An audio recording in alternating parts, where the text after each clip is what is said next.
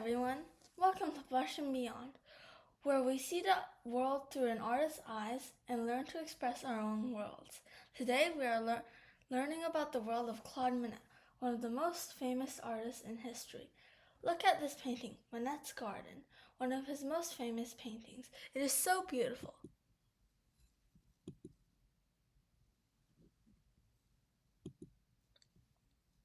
Before he became the father of Impressionism, he was a young man in France, developing a revolutionary way of seeing the world.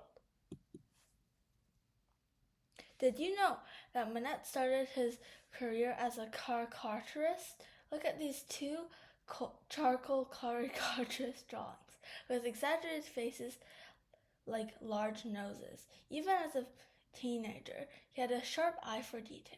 He would draw these funny, exaggerated portraits of local people in his hometown, showing his early talent for capturing the unique essence of a person through simple lines. To understand Monet, we have seen what his art looked like before him.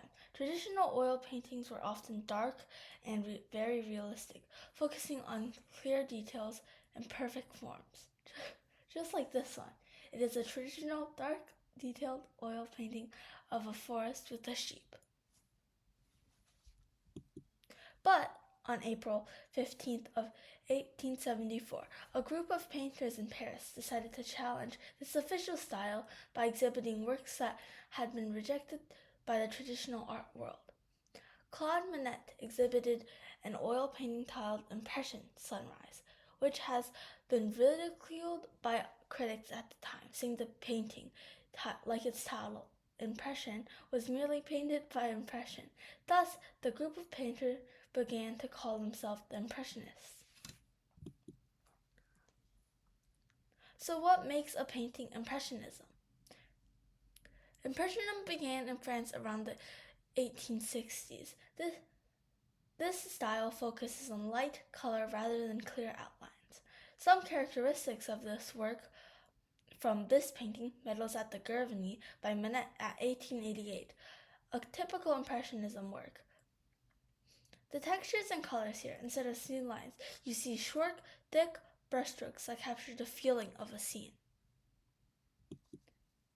Monet was obsessed with how subjects changed depending on the time of day. He painted a series where he stayed in one spot and painted the same thing over and over. Here in his Houses of Parliament series, you can see how the buildings change from blue ghost into the fog to a dark silhouette against the fiery sunset. When we compare a modern photo to Monet's work, we see his true goal. He didn't care about form of the stones. He treated light as the only true object. He avoided using black paint and chose to use deep blues instead of the black paint to even out the colors and the shadows. Here are two comparison. One is the drawing to the real photo.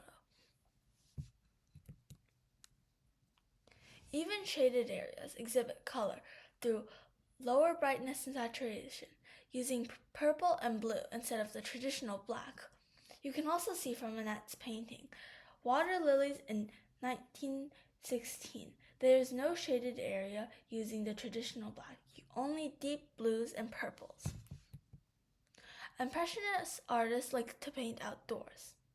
You might also notice that Impressionist artists like to record immediate sensations and changing light conditions, which they can do outdoors, such as sunlight filtering through trees or shimmering on water.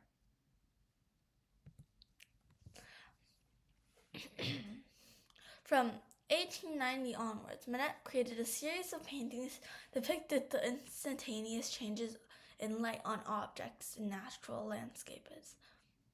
He painted the Rouen Cathedral countless of times at different times of day.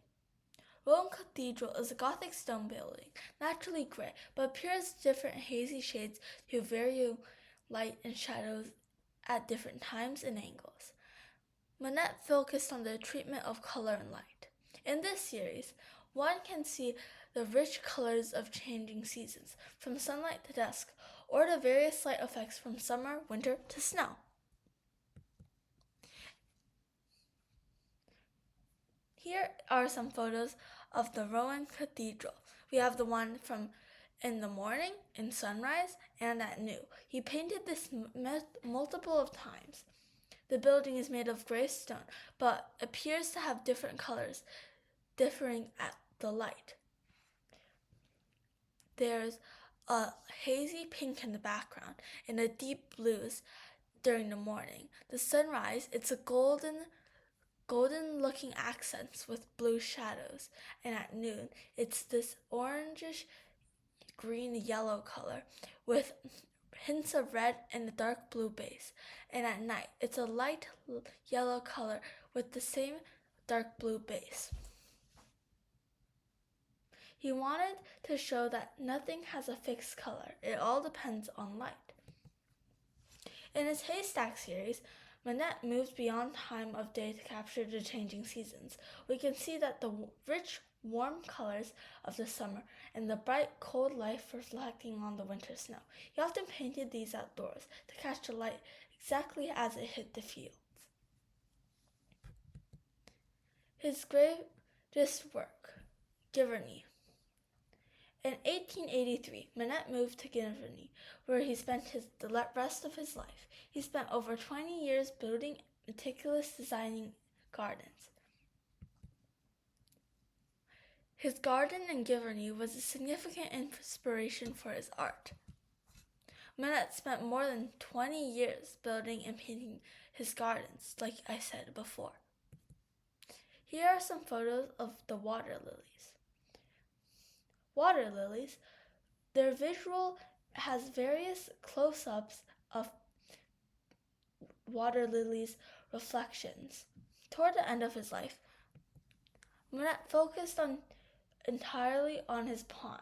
These paintings are from the famous Monet, and they're famous for their focus on the water's surface. Notice how he paints the reflection of the sky and trees. Sometimes it's hard to tell where the water ends and the reflection begins. We can tell where the trees are without even seeing them directly. Isn't that amazing? Thank you for watching. Here are some more photos of his drawings with water lilies. As you can see the tree without even looking directly to the tree by using the reflection of the water and the contrast between purple and green, which are two very contrasting colors. Pay attention to how the reflection of the trees look a bit different than the photograph. Can't you see that it looks like the painting has a very much of a flow of water? There's a current sweeping up the water to the shore. Thank you for watching.